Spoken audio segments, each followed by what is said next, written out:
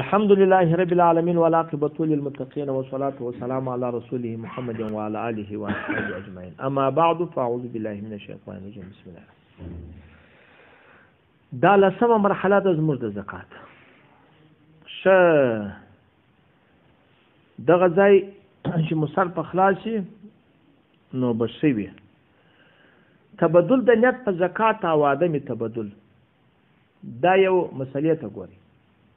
په نفس نیت شی د زکات څخه اوړي، په نفس نیت شی و زکات نه اوړي. دا پام وکړئ، دا یو مسله ده. یو سړی سوال درته کوي وایي زه موټر لرم په نیت د تجارت مې رانیولی دي، په 100 لک روپۍ مې رانیولې په نیت د تجارت، لیکن کال نه دی پوره سوی. دا فکر مې سو چې یا دا زه خپل موټر کوم زه پکې سپریږم. اوس په دغه کې کال تېر زکات شته که نشته؟ الف تا بې توفیق الله تعالی یا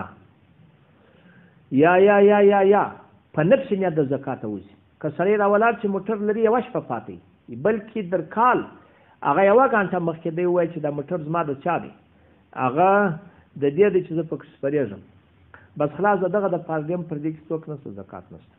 او په نفس نیت شی زکات نه اوړي.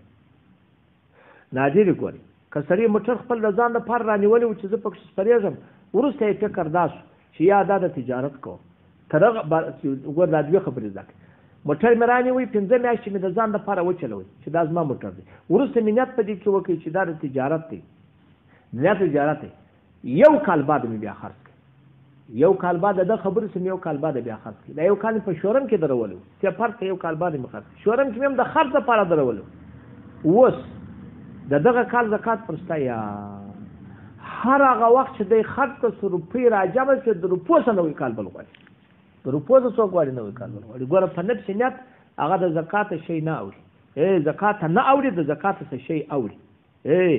دا په دې مثال خلاصو کوم نو ګوري نو دغه موټر چې روپۍ ته دا ګرده بس ان شاء الله سره په خلاصو یا اسانه خبرې دي. هدايه جلد اول یو سلو نشبته در مختار دوم جلد 14 هندیه جلد اول یو سلو 4 یا بدایي صنایع دوم جلد هغه 4 نیوي او ملتقل ابو مجمع الانهور جلد اول 201 نیوي بدر القدیر دوم جلد یو سلو واوی اسان الفتاوا هغه 3 جلد 200 والله سبحانه